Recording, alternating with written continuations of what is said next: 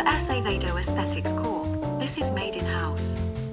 It's the show where we chat through various topics on design, culture, and the business of creativity. Now say hello and welcome Kary and Angel. Hey everyone! Welcome to Made in House. How you doing, baby? Good, and you? I'm doing great. I think I'm doing better than you are at the moment. Yeah, I'm a little flustered, I guess. The setup for Made in House. The setup every time is different, fam. It always throws off Angel a little bit, but we're here. We made it. Episode 2. Episode 2. We're here, and I feel like, of course, we're here. And we want to thank you guys for being a part of our journey, being here with us. And we're excited to talk about some cool things that have been happening the last couple of weeks. For God, it's been like the last year. I feel like every year to year, you take 365 days to prepare. But yeah, hope you guys are doing well. And feedback on the last episode, babe. What do you think? Yeah, so in episode 1, which was a few weeks ago that we released it, we shared with you guys that we got an email notification from the United States government that our student loans were forgiven. And in that episode, we share why, etc., and all the details. So if you're interested in finding out more about that, watch episode 1. Yeah. But it's been a few weeks since we filmed that, and it turned out that it's true. Our balances went to 0, and Angel even got a refund check, which we were not expecting. It just came in the mail one day. Angel actually thought it had something to do with taxes. And then when I look at like who it came from, I'm like, but this is education, not revenue. Yeah. So, well, in episode 1, we talked about the opportunity that this loan forgiveness offers. And so there it goes. We're saving up actually for potentially getting a new car. But this car is actually going to be for the business. It's a vintage Japanese car. It's an actual minivan. And I wonder if in the comments you can guess the car that I'm talking about. Yeah. Japanese, vintage, from the 90s. And it's a minivan. Yeah. They call them, I think, a microvan or something like that. Yeah. And so you divulged a lot more information. Sure, but we might invest back into the business. Yeah, 100%. And 100%. It'll be a second car for us, when we have to do pickup and drop-offs. But the real dream and the excitement around it is that we want to do merch, drops pop-ups, from there. Little pop-ups. And different things, and so it's a fun project we're looking forward to. Yeah. So we'll see. We'll keep you updated on how that goes. Really excited about that, and we do want to thank people, of course, our members, our housemates, House Nation, for your support and for all the kind comments in the last video. I know we know it was a controversial. Well, for all the comments, I appreciate any comment. Absolutely, and It's interesting to see that a lot of people, or many people, not a lot of people, sometimes people don't read necessarily the context of things, or they don't get through the whole video. They just do a quick hot take on things. But we're really grateful for this opportunity, this blessing, and we hope that other people are able to get a blessing such as ours. So yeah, if the same thing happened to you, let us know in the comments. And yeah, we shared it in episode 1. It wasn't something we were seeking. It wasn't something we were expecting. Right. It just happened. Yes. And so it is what it is. And we are going to steward it in the best way that we can. Yeah, I know. And, speaking of stewardship, I know there's certain projects that we're working on, or some projects that you're working on. Yes. Tell me a little bit about that. Well, tell me about your project. My project. I'm actually wearing. Yeah. I'm wearing it on my head. I know. It's actually a pretty popular. Yeah. Guys, okay. I don't necessarily like hats. I feel like I do not have a hat head, and I don't know how you feel about me wearing this hat right now, but I like it. I think Angel is unsure about how he feels about it when I wear the hat. How about you wear? Yeah, just overall, I'm not a great hat wearer. I think it's a vibe. However, I really like this hat. Yes. I like how it fits. My ears fit in well. My frames fit well. I like it. And I like the design and the context of it. I had a whole conversation with Angel a little bit ago when I realized how packed with meaning the logo of this hat is, with like the Pan Am universe, but then creator with the infinite A. It's actually really cool. Yeah, it's a lot. Yeah, there's a lot going on. So that's the Gaiad creator trucker hat that she's wearing, and it's actually becoming quickly a bestseller.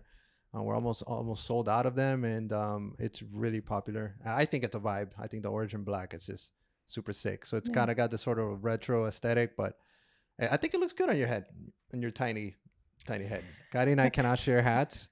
Cause I don't know. Somehow my dome is. I'm literally on the full. You know how she's in what are those things -3? called? Yeah, she's in -3 almost, and I'm +3. So we can never. Every time she wears a hat, I know that she stole it, because it literally fits like right up here. So, but I'm also wearing. Speaking of plug-in, I'm also wearing the Gaiad base drop. That's I don't know. It should be dropped by the time this video goes up. But we need to do an episode about why. We are going to talk about our sort of droppage situation. I don't know if that's what you call it.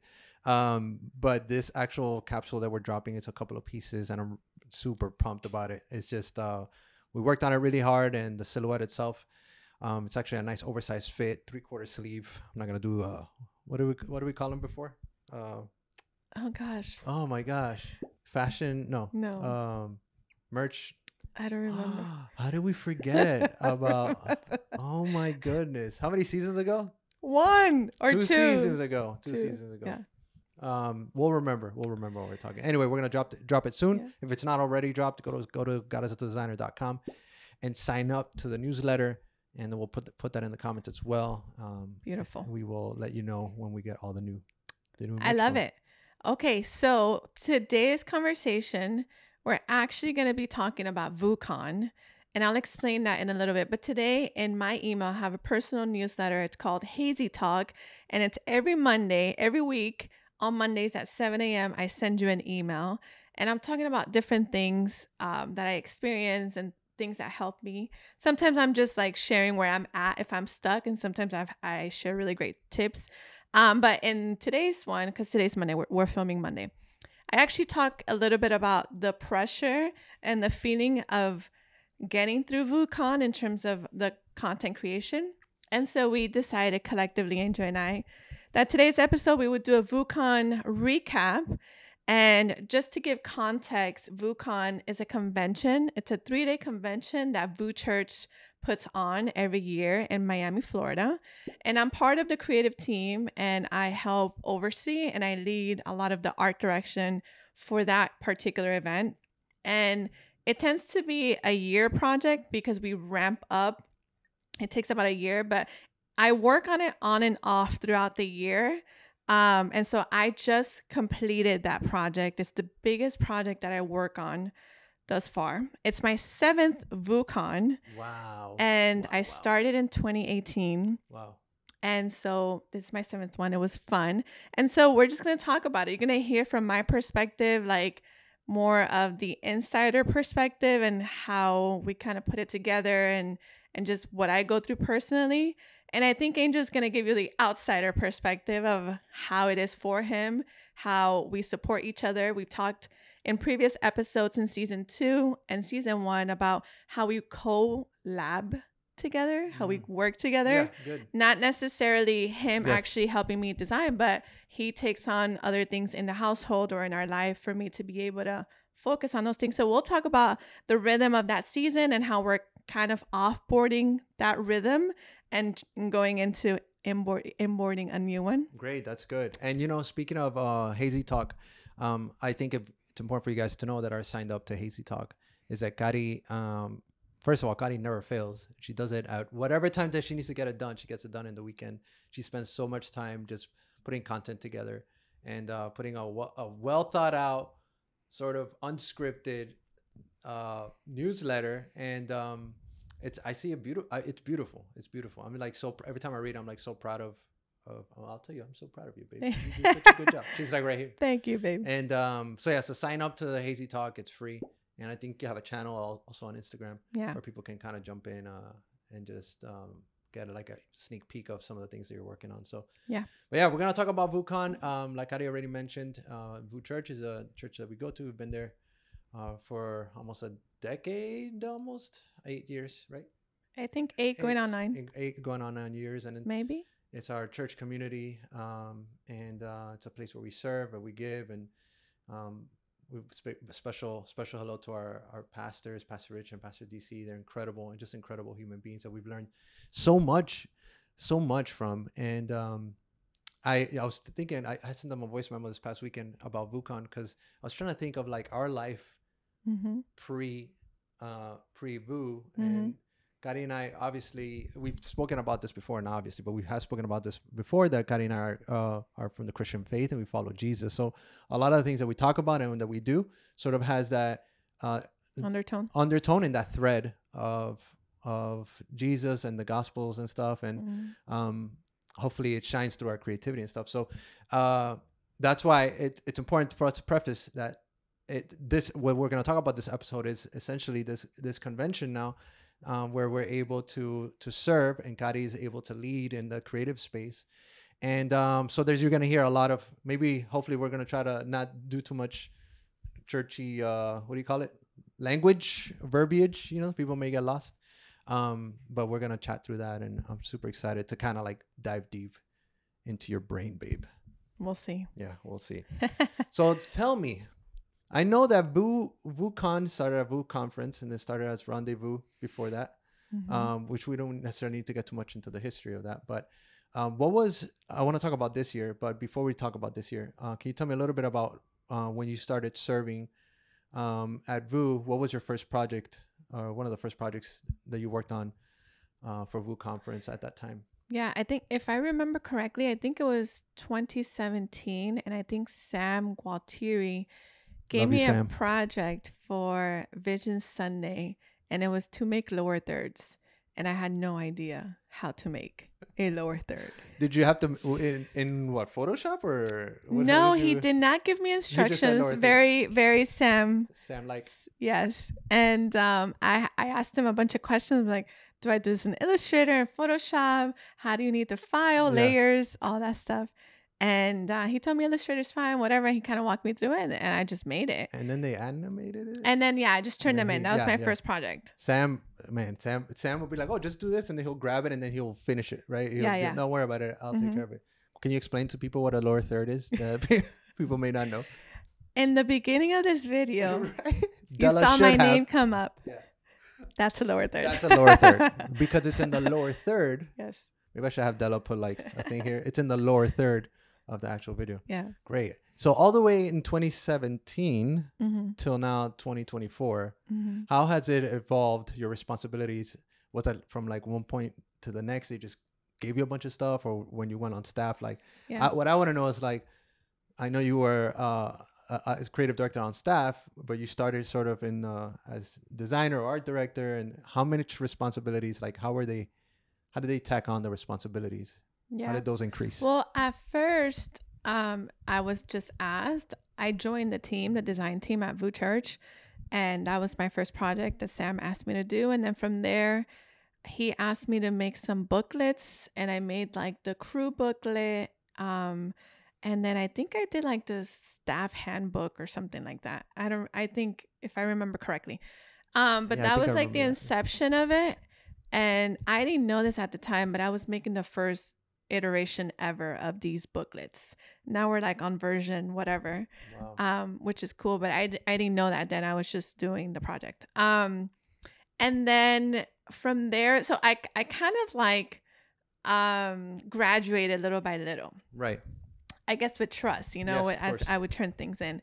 From there, the next big thing that I did was I was part of the Friend of Sinners project, Pastor Rich's second book, and I was brought in just to do the website.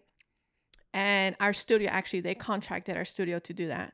And so I was like, great. But, in typical Kary fashion, I am an organizer, and I am a stewarder of excellence. And so, if you've ever built a website, you know that you need things from a bunch of people, right? So like you need your copy, you need your images, you need like your style guide, etc. And so me just asking these questions, I saw that they weren't all the way super put together. They were just moving quickly through the project. And so little by little, I just started organizing what I needed and asking more questions and naturally kind of involving myself a little bit more. I ended up doing like packaging for the project, and some other like merch stuff and a lot of marketing stuff we did too, like social media assets and stuff like that. None of which we got paid for. It was just my serving the project and just wanting to do my best in that regard. And so from that point on, that's when a few months later, because I was like in March and I got hired in May. So Amazing. Between March and May, they did whatever they did. And then they asked me. Can you, I want to talk about now the 2024, but can you explain a little bit about like the serving versus, you said you didn't get paid. It's just stuff that you just kind of. Yeah. So part of our church and just part of following Jesus is that you serve others, you serve people. And so in our church, we have teams, and all of those teams make up the church. And collectively, we all work in different areas to put on church. And so I joined the design team, and I was just serving. It's just my skill set, something that I want to do unto God. He gave me the gift of being able to be creative, and I do creative in quotations because everybody's creative. I'm just saying the actual technique of using software and manipulating things to actually make things. And so that's how I started. But there is a group of people that are hired, they're on staff, they're full-time, and they're the ones that actually lead the effort to VOUS Church. So VOUS Church has a phrase that explains it, and we say VOUS Church is led by the staff, but it is ran by servant leaders, by the teams. Really and good. So that is how we work collectively together, and we collaborate to put on church. I love that. So now that when you started working on some of the VOUS Conference stuff, and you started getting a little bit more responsibilities, you got hired. Mm-hmm. When was the first VOUS Con that VOUS convention, VOUS conference that they're like, okay, Kary, we need things. It was like a month after I got hired. And I did not know. I didn't know. I wasn't that familiar with the calendar and with how things kind of worked. I was just handed the project, and I literally just had to figure it out, because at that point the team was so small. I think it was me, Sam, Jerry, and I think maybe Andy was already. And that was like the creative department. Wow. I think that was it. If I forgot somebody, I'm sorry. I'm not doing it on purpose, but I think if Greg wasn't worship at that time, right? I think he came a few months after me. Yeah. Right. And so it was just handed on to me, and I really had to figure it out. I didn't know how to do anything. Like, I didn't know how to design for an LED. I depended a lot on Sam. He had all of the info, and I remember, because Sam was funny. Sam would just give me the projects and then just kind of just let me figure it out. Yeah. And I had to really be proactive in asking him a lot of questions. I remember asking him for a template. Like, I did not understand the LEDs, the stage design. I didn't get it. I didn't know how to design for it. So he built me a template, and that template was very helpful for my ability to design these things. And now I do not do a VOUS Con without a stage template. I can't do it because I need the context of the stage. But I learned all of those things from him, because I just didn't know how to do it. I did figure it out, and I would assemble the team to do it. I remember working a weekend really hard, organizing all my to-dos on Basecamp, and then assigning them to team, and then tracking all of that. And that's how we got it done. I didn't do it by myself. I did it with a team. But we got it done. But I was definitely very confused. Even that weekend while we were at Con, I did not know how things were going to happen. I was lost. So that was very much my on-ramp. 2019, I had a little bit more. What happened? I'm like, no, because I'm thinking, get thrown in the fire, and you learn in Puerto Rico, they say a la cañona. Like, you learn by just getting thrown into the deep end. It was wild. Yeah, it was wild. Wow. Any quick advice for someone that's potentially going into a position like that, where they're they're tasking them with something that's kind of beyond of anything that they've ever done. I know you already said a few things already, but any quick handles in a situation like that?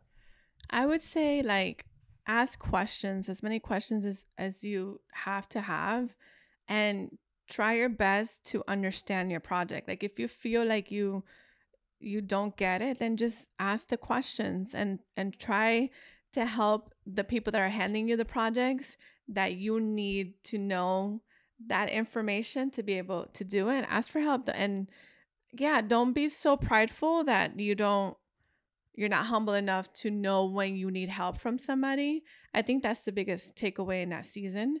And then how do I say this? Bring other people around you. Like, don't do it alone. I didn't do it by myself. Like I said, I started being part of a team. And so I knew there was a team. And so I tapped into that team to be able to do it. So I would say ask questions and then surround yourself with people that are actually going to help you get it done. Really good. Really good. Awesome. So we're going to skip a few conferences. Yeah, I didn't know you were going to get into all of I just kind of wanted to give like a little bit of like, hey, where we started. And okay. Like, yeah. Because people that see us, they're from different places and not necessarily people are aware of what we do or what you do. Right. And our church community, right? Right. So 2024, right? Yes. Comes along. Yes. And as my understanding is the vision for the year is cast the year before. Yes. Right? Yes. From Pastor Rich. Yes. Right? This year's theme was Future Glory. Future Glory. You want to tell me a little bit about that? Oh my God. What does future glory be to you, Kary? There's a scripture, and I forgot where it is. Maybe Isaiah, maybe. Or Romans. It might have been Romans. I thought it was Isaiah. But go ahead. Where the apostles talking about that there's a future glory. If you're a believer in Jesus, there's a glory to come, right? A restoration, a new earth, and a new heaven. And this is God's promise to us, Jesus' return, right? And so everything that we endure in this life is worth it for that future glory. That's the overall concept. And so that was the theme of the convention. And I don't have any say in that. I just support what it is. And then we go from there. So future glory. That's awesome. What about the so now we're at Future Glory 2024. What does the sort of process look like when you start to, all right, now we got the vision. What are the next steps as far as, okay, now we got to make this thing happen? Well, I start with a deck. I know Angel hates my decks. Everyone except me and Naomi. Shout out. And maybe Alex. I like decks. Hate my decks. I love your decks. Maybe Oliver. Pastor Rich loves my decks. I do want to say publicly that I love Kary's decks. I just don't like putting decks together. So whenever we're gonna shoot, for example, Guy at Base, we're gonna do a photo shoot soon. She's like, "Can you put a deck together?" I'm like, "No, I got." Milano, I think what Andy sent me, I was like, this is all I have. I ended up doing a deck anyway, but I understand why is a deck important in a situation like this? Well, the deck helps me organize everything in one place, and at least for me, when being responsible for the creative direction of something that spans the length of a year, like I may put the deck, let's say, for example, 2025, we already started. So I already put the deck together, but I may not come back to this project for maybe another 3 months. So sometimes I forget the stuff that I put on there, the references. And so it's just a way for us to align ourselves and to anchor ourselves to the project. So I just put together a deck that organizes things, and I start with the theme. I start with breaking down, what does this theme mean? And I can show you, I have it here on my phone. Let's go. I can show a little bit. Here we go. Of how we started. By the way, these decks evolve. They end up turning into master decks, which we use to, when we're actually putting on the project and executing, we go back to it to make sure we're following what we said we were going to do. But okay, so this is on my phone. So I have the about, which is the date and the location. Super generic, because sometimes we pitch in meetings and people don't know the dates and things like that. We talk about the value proposition of VOUS CON and the strategic positioning of VOUS CON. And then I have a slide here for the theme. And so if you see here, I have Future Glory. It was actually Romans. I was right. And so then I always attach keywords to it that help me kind of add more meaning to the project. And then I start putting together references that help me convey the meaning of whatever the theme is. Okay, that's awesome. Do you want to show it to me? Because you're just kind of... Sure. Right. We don't have the airplay here, guys. This is a low tech. So that's it. That's how I start. Okay, great. With a deck. Okay. Looks awesome. By the way, everything I learned about decks is either from Kary and from Spotify. What I've learned is that not every creative loves using a deck. It's raining, by the way. Yeah, Miami. Yeah, not everybody does, but I do think that to be organized, to create clarity, for everybody to just be on the same page, a deck. And I'll guarantee you that whenever somebody has a question for me or they need an answer and direction, they wish they had a deck. They'll either go straight to the deck or they'll ask me for a deck. Yeah, I agree 100%. And I know we talked about, I think at the end of last season, where we're going to share some of the decks that we've made. Remember we talked about showing the Gaia decks and stuff, which maybe we'll do like a deck episode or something, where we'll show some of this stuff. But I see the huge value in the decks. Even before I left Spotify, I built multiple decks for people that were potentially going to either take over my position or things like that. So it's reference guided. It's a roadmap. It's so for VOUSCON 2024, you built this deck 2023. What was it? Summer last year? Mm-hmm. Right. And it was like a working deck. Yeah. And to be honest, like I just opened it and I forgot all the stuff. I'm looking at it. I'm like, wow.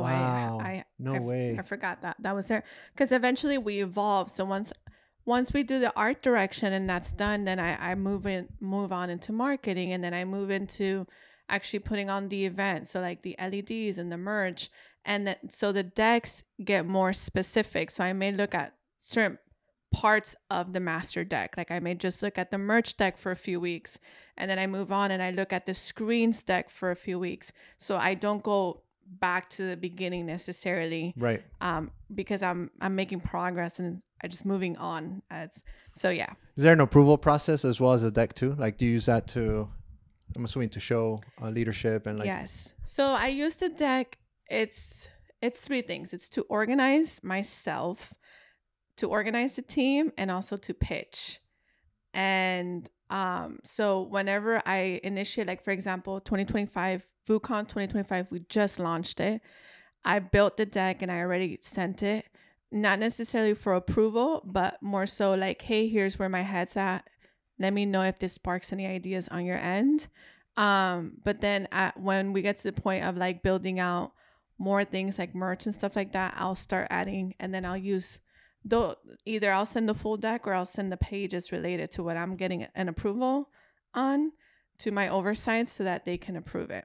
Right. And that's what makes the master deck, because it's like it becomes the law or like Bible. Like, this is what we're doing. This is what's been approved. You need to follow what's on here. I feel like it's also a deck is a good way of keeping everyone within the guides that are not necessarily in the creative space as well. Yeah. So if you have, I don't know, people in the parking team or people in different teams that they want to do something or they can always reference the deck, for whatever it is.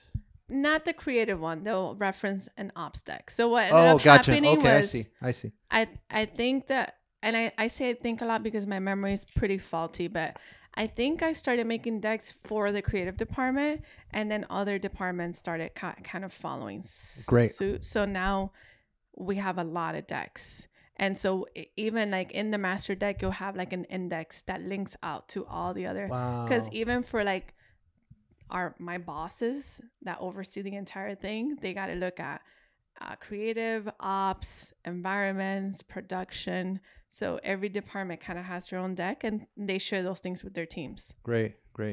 I have a bunch of more questions. Okay. Unless you want to. I mean, we can make it a 2-parter if you want. Well, I think the main question is for Future Glory, right?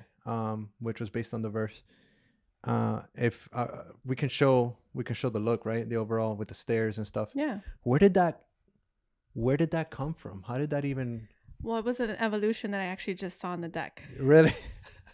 And I'll show you guys like, here. it's the coolest thing. And then this evolved into the stage and it evolved into the theme of everything else, which was, and then the merch had its own like theme and stuff. Go ahead. Yeah.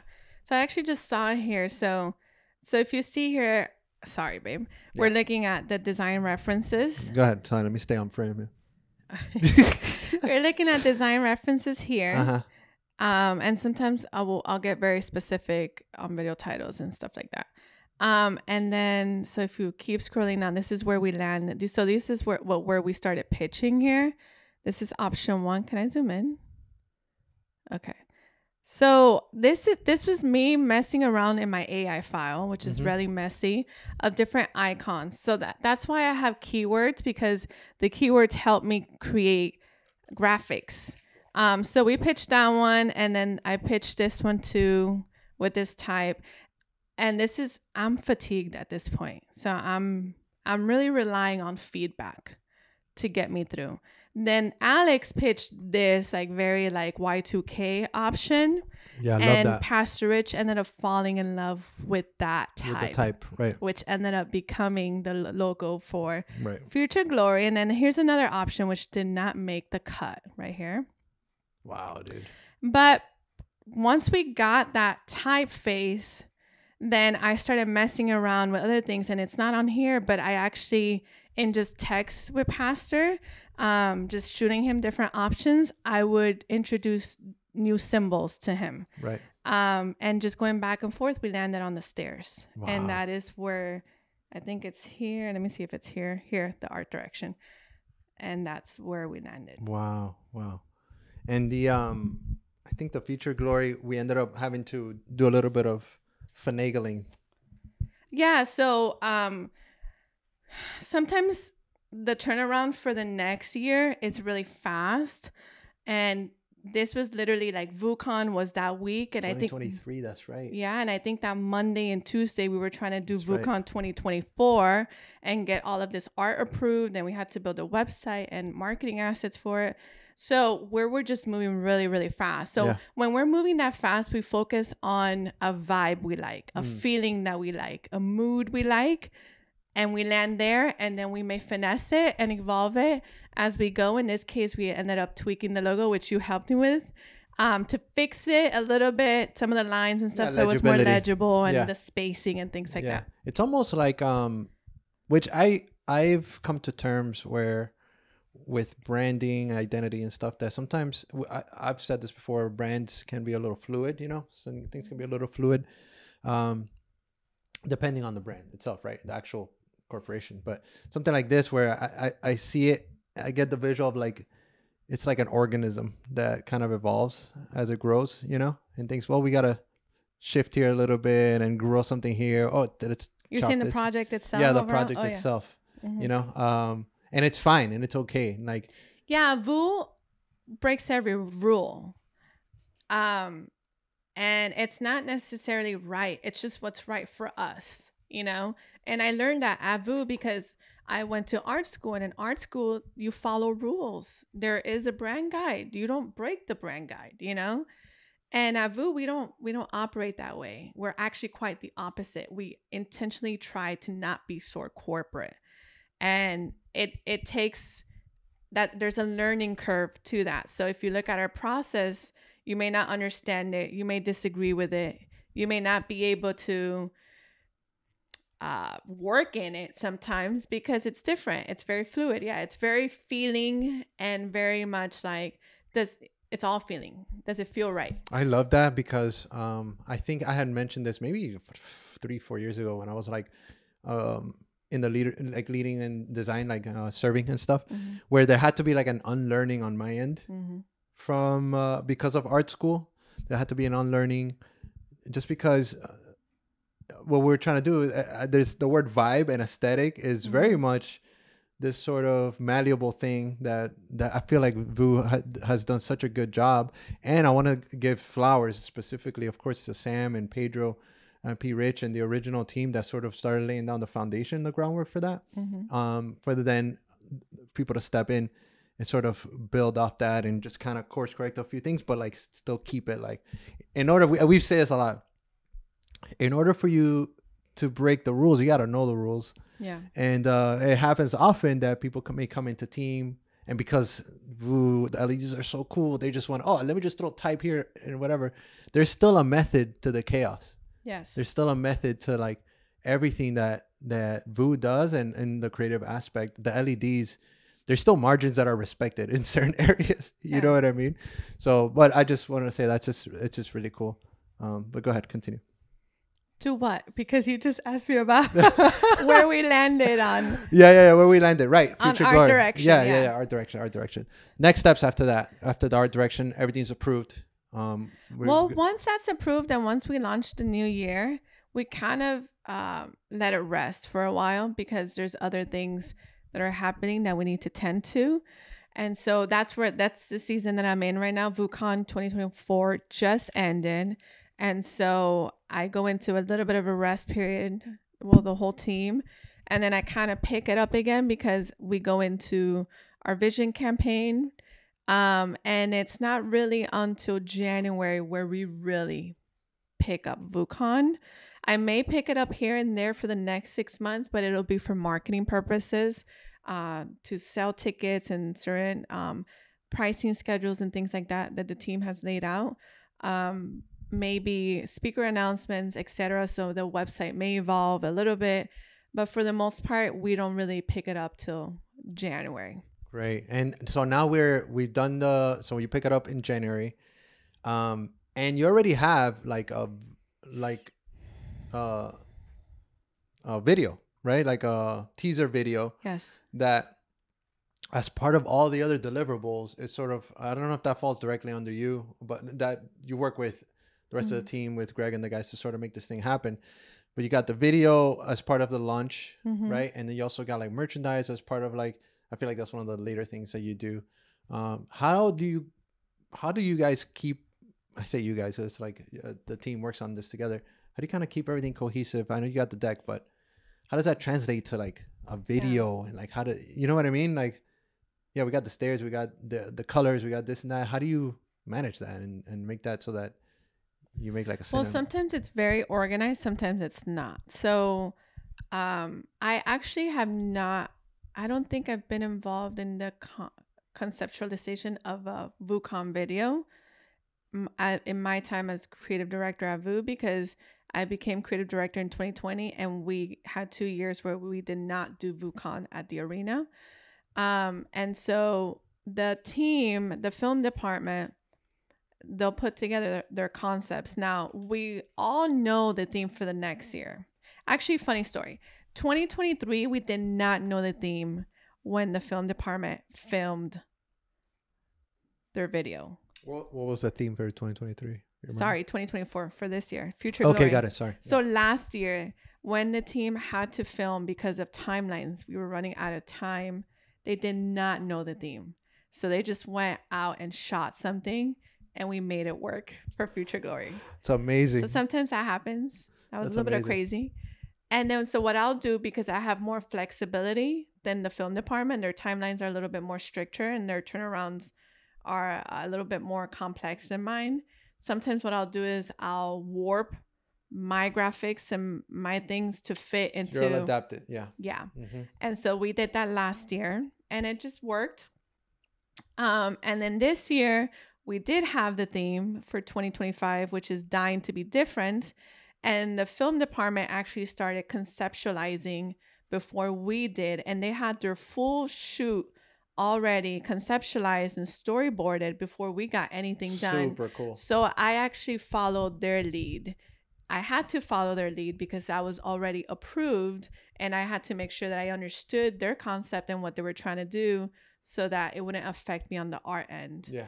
On this, which goes to show that sort of, I was going to say malleability or flexibility that we were talking about, that it's not like, you know, you're a team together, and it's like you're a body with different parts that you just kind of work together to make it work, which that's super cool. What can people see the old stuff like VOUSCON.com/ No. to see, like, I thought you could see the 2024. No, we already changed it to 2025. That's it. That's it. It's gone. Shout out to Matt, right? Yeah. Wow. Okay, so let's talk about I think everybody's favorite thing. Which is? Merch. The merch. I hate doing merch. No, babe. Merch. That's probably a strong word. You just like... I don't entirely enjoy the process. Sure. Yeah. Sure. I think the one thing I really enjoy about the work that I do is creative direction. It just falls so in line with my personality and my strength and delegation. what I'm good at. Yes. Yeah. And sometimes when I have to do actually execute tactical, a project, like operational, I don't always enjoy it. So merch is one of those things that just falls on my lap. I'm responsible for, and I don't enjoy making merch overall. Like I do. Let me rephrase that. Because I do want to make merch for like my stuff. I do want to make custom, like whatever, like just for fun. But making merch in a very like produced way, and like, how do I explain this? Oh my God. Like I don't see myself ever making merch for Gaiad. I don't think I would enjoy that. I'm down to make like a one-off, like a cool, like whatever, but yeah, anyway. Unbelievable, you guys. That may change. I don't enjoy the pressure of it. I don't enjoy the timelines of it. I don't enjoy the technicality of it. Talking about like the whole process. It's not. I enjoy the ideation part of it. Obviously, you know, the that's collaborative fun. aspect of it is really cool. Yeah, and mood boarding and kind of landing on like a theme or a vibe or something that we want to evoke for sure. Or even like, let's try this fabric and let's try this, but doing it. Sourcing the fabric and doing the tech pack and measuring and placing it, I'm just not a big fan of it. But it ends up being one of the projects that I'm most proud of because of the sacrifice and the work that I put into it. It ends up being really rewarding on the other end because it doesn't come easy to me. Yeah, it's something that you can keep, something wearable, something tangible. Yeah, it's cool to see people. I can talk about this on the back end later, but it's a weird experience for me to get rewarded for the work that I do. And what I mean by that is either accolades or like people wearing the things that you make or pointing them out or being excited about it. It's a weird feeling. So like, and sometimes I'll take it for granted, like everybody at VOUS wearing the merch that you design. It's weird. But I don't think about that stuff when I'm making it. I'm just thinking about the work that it is. But there is a reward when I actually pay attention and I take in the moment. I'm like, that is actually really cool. Yeah. And it ends up being worth it. Does the merch have to follow the kind of aesthetic or the theme? No, not necessarily. How do you know it'll follow the theme, but not necessarily the same aesthetic? How do you know what will work and what? Just based on preferences, and I know what Pastor Rich will like and what the team will more or less wear, or trends or things that people are wearing now, you know, and all that information, we gather it and we put together a collection that we think is representative of who we are at that point in time. So past sales, past data and stuff of what sells or doesn't sell. Like, yeah, we'll look at that stuff too. So like, for garments, example, certain garments and stuff. Yeah, for example, this year I only made one pair of socks because I know they sell over time. They don't sell very great in the weekend. So you know, we do pay attention to those things. Smart. Color palettes, you know. We made one white shirt because white shirts don't tend to sell well and things like so. Yes, I do look at data for sure. So the LEDs though. Those I like. The LEDs. Yeah. I feel like, man, the LEDs are just an opportunity to just play. Yeah. Are there a lot of restrictions aside from like the dimensions and stuff? Like, what do you think about when the team is designing LEDs, right? Mm-hmm. And you're giving the instruction as to like, hey, we got to make, I don't know, 30 per session or whatever the heck it was.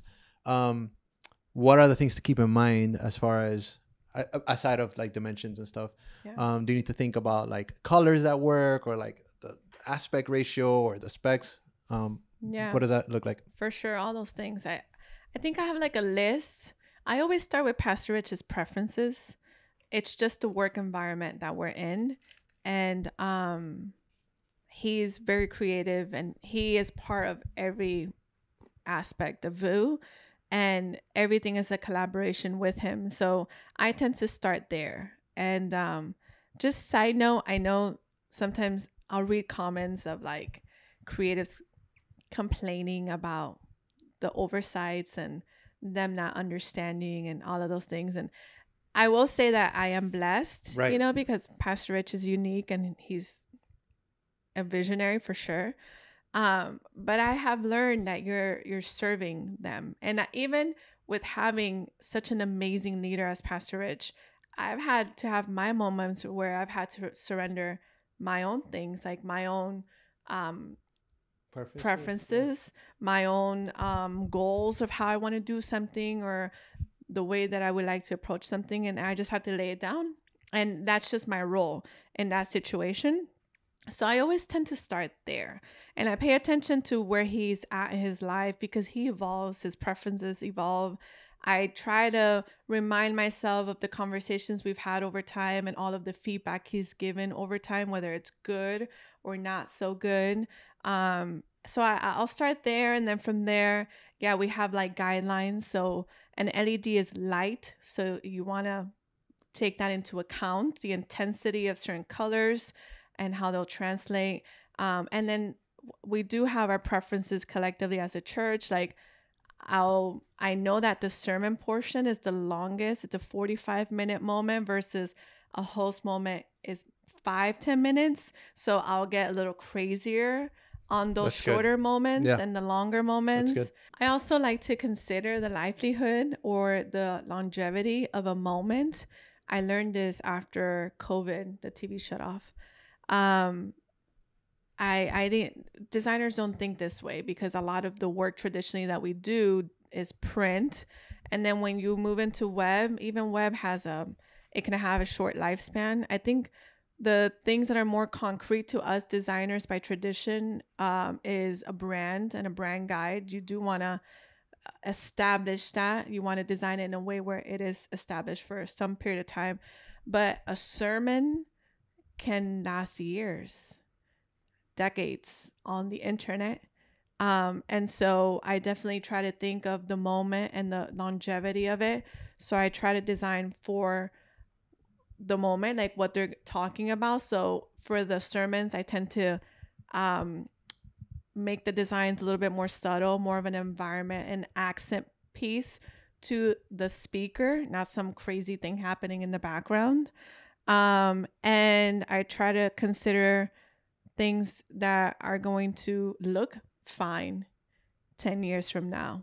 I'll do my best. So that's how I tend to design the LEDs and what I consider. And then anything outside of that are notes. We have a bunch of content checks that we go through.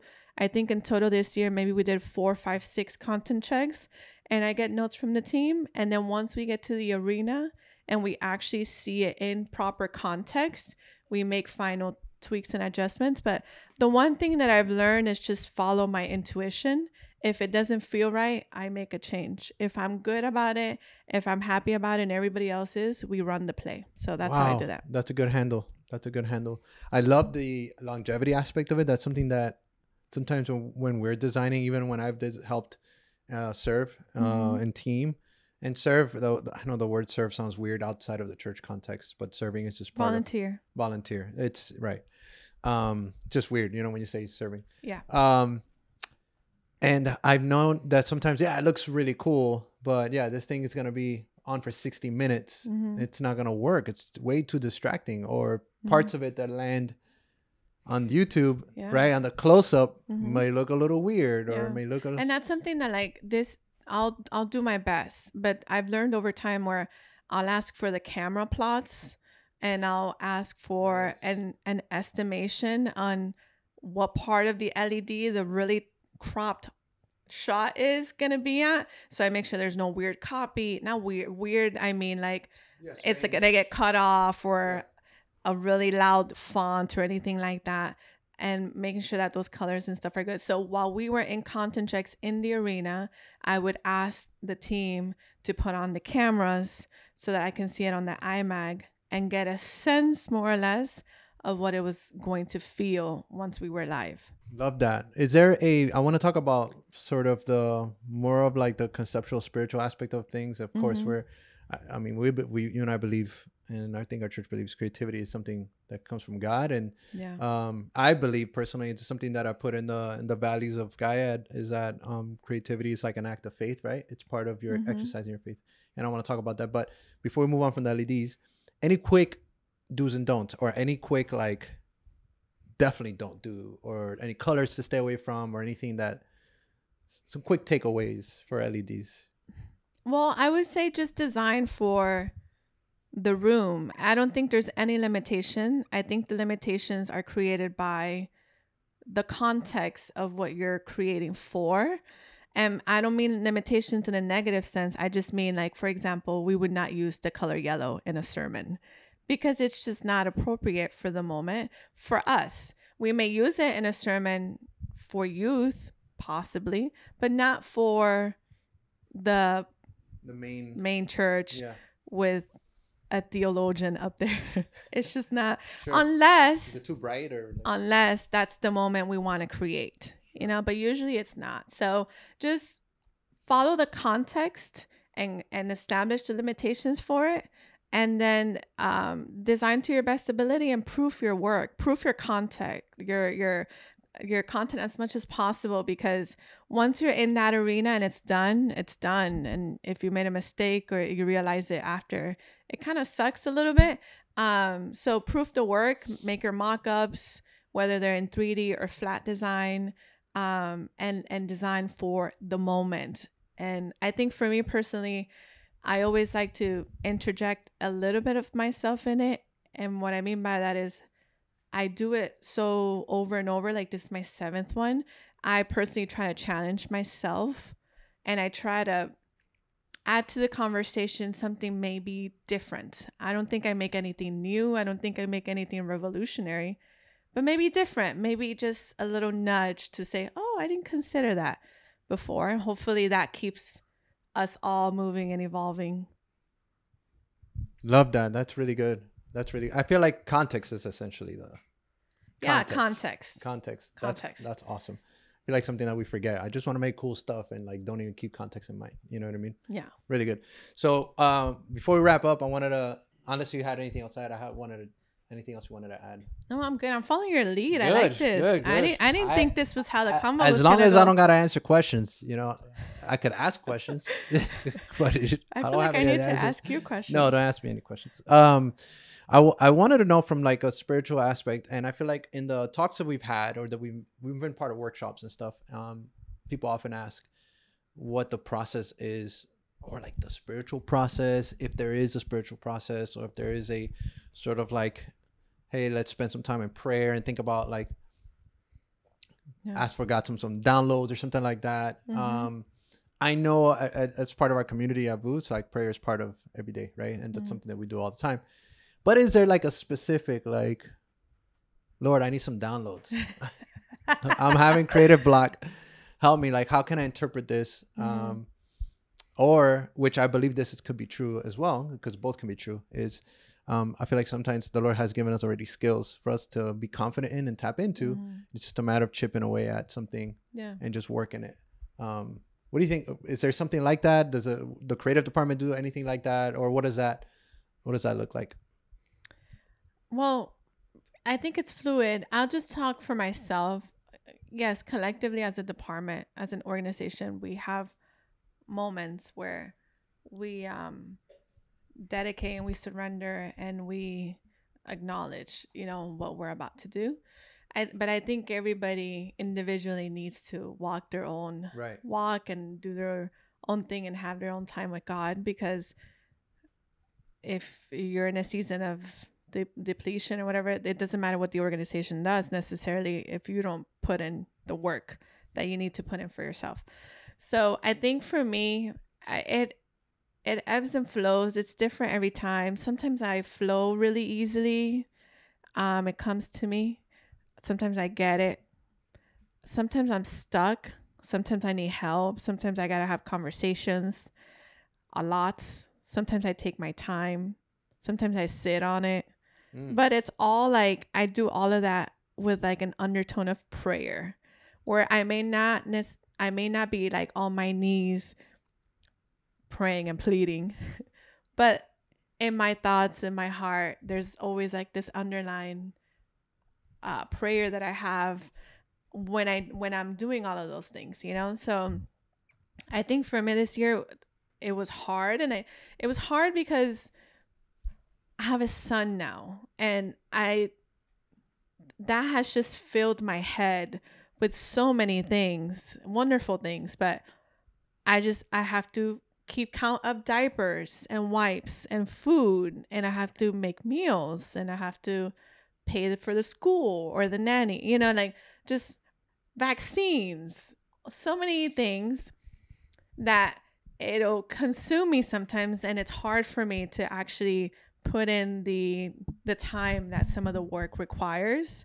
So that was the season that I was in this year, especially with the transition that we went through with our childcare and just some of the things that required my attention to get through that, and your attention too, both of us, you know. So it was difficult. So for those LEDs, I saw on that for weeks, the team waiting on me. I'll come back to it. Wow. I'm still thinking about it. Yeah. I just didn't. So I got to a point where like when we were out of time, I didn't have more time to sit on it. And I couldn't process. I just prayed, and it was the first time I fasted specifically because I didn't have anything else in me, and I needed God to really show up and just help me get through the moment. So I think that last 2 weeks I fasted. I would fast my breakfast or lunch, and I would just be in continual prayer, but also doing the work, having the combos, right, asking for feedback, going back to the drawing board, trying. Oh, why we didn't like it, you know? So you still do the work while you undergo the process of submission and surrender. So that was my experience, but it's not always like that. That was just this year. Yeah. So yeah, we'll see. When I did a talk last week or the week before with a company, and they invited me to talk about anything I want to talk about, and I talked about opposition, finding opportunity in opposition. Yeah, I love that talk. By the way, thank you. We need to do it in podcast form. We should do it in podcast form. That's true. And one of the questions was like, hey, how do you with a baby or how do you manage your time and stay creative and stuff? And I told him, I was like, look, I'm in the middle of it right now. I don't have the answer. What I do know is that I'm a person of faith, someone that obviously I believe in God, that he will order my steps and he will give me the grace and strength to pull through and to finish. But I just take it day by day. I give myself grace. We give each other grace.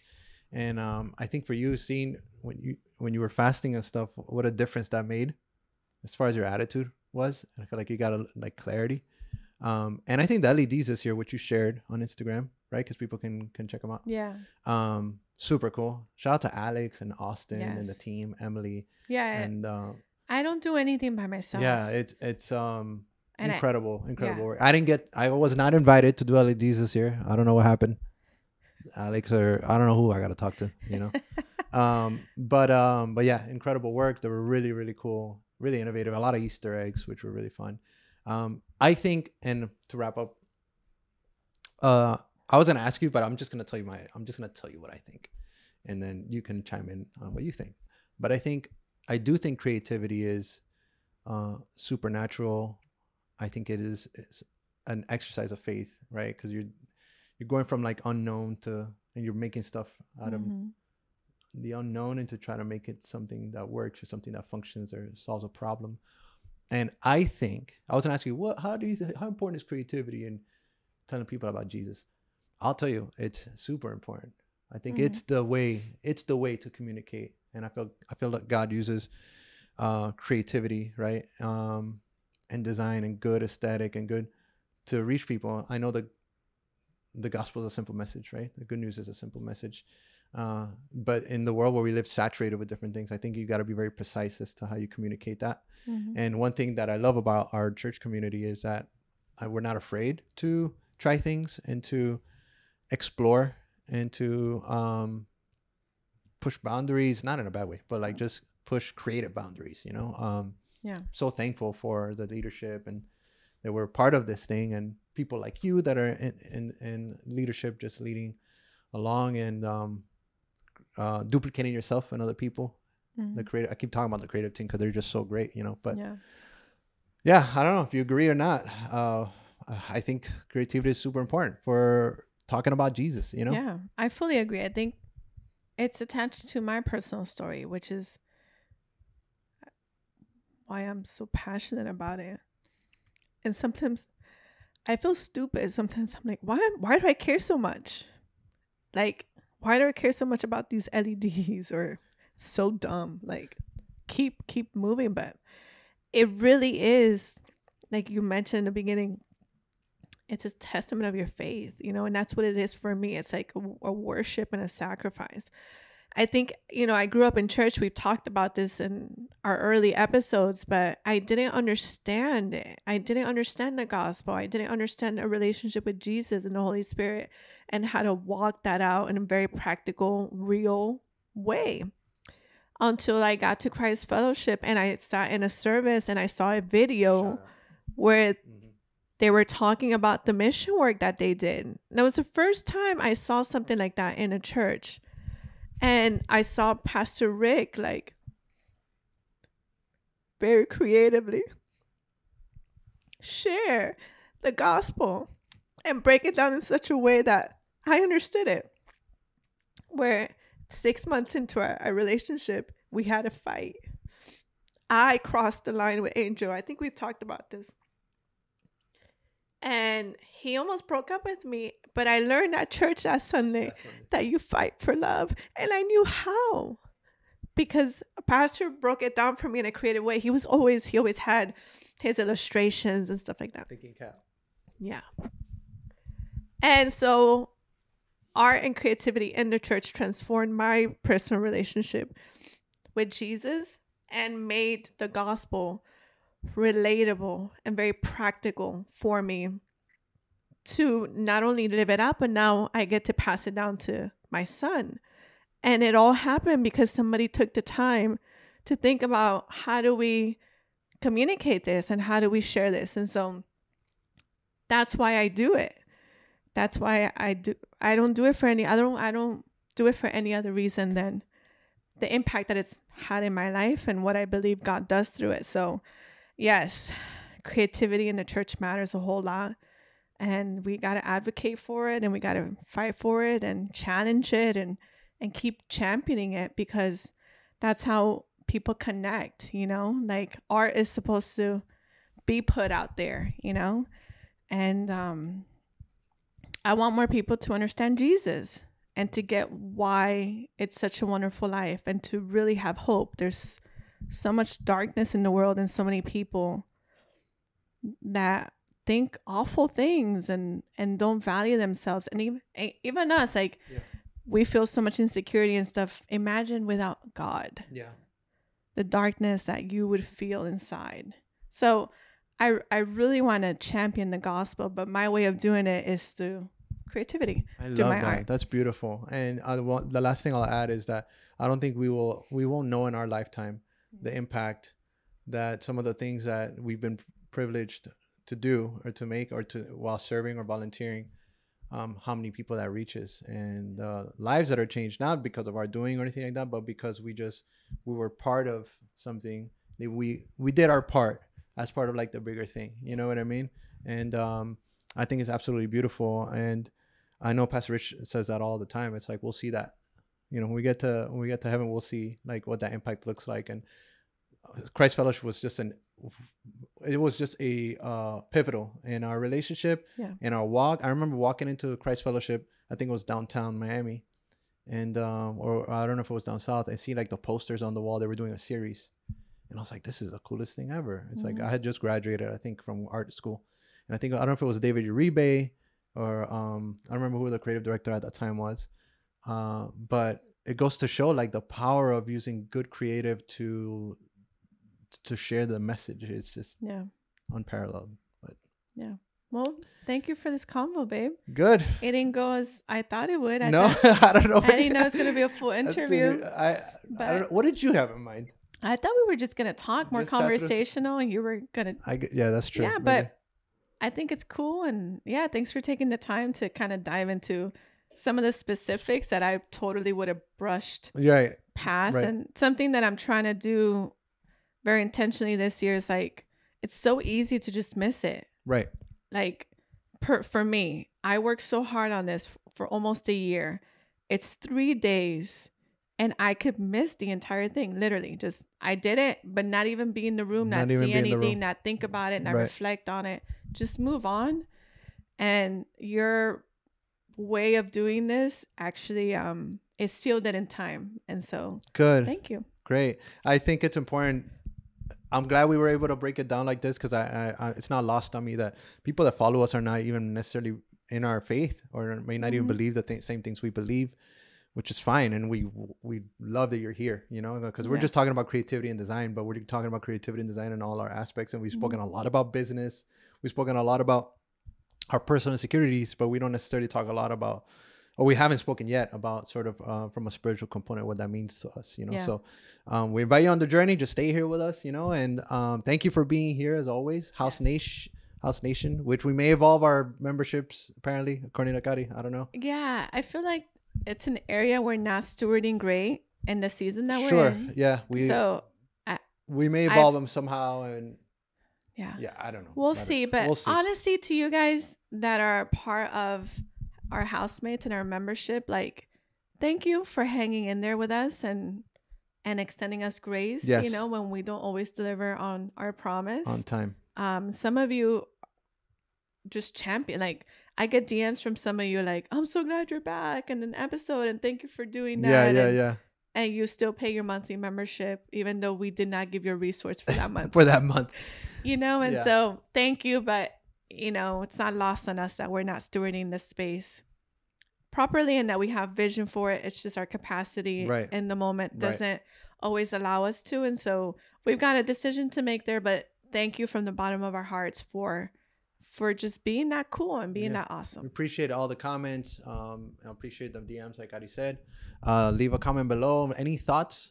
Have you been to a convention like this, or have you been to experience anything like that? We'd love to know. We read all of them and we try to reply to all of them. Yeah.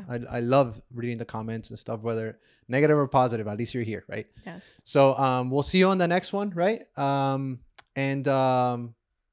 I think I put a new merch piece out on the lowdown on our merch store without telling Kary. I got a shirt. It's pretty fire. What? You saw it. You saw the shirt. Okay. The red shirt, remember?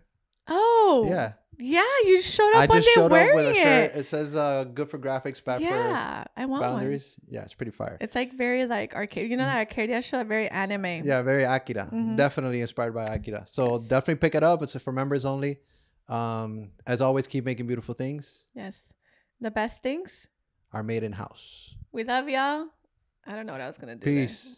There. And we'll see you. Thanks for tuning in. Bye. Thank you for joining Made in House. On your way out, if you would be so kind to follow, subscribe and or like our episode in the relevant social media platforms. Feel free to share this episode with your colleagues. And, as always, keep making beautiful things.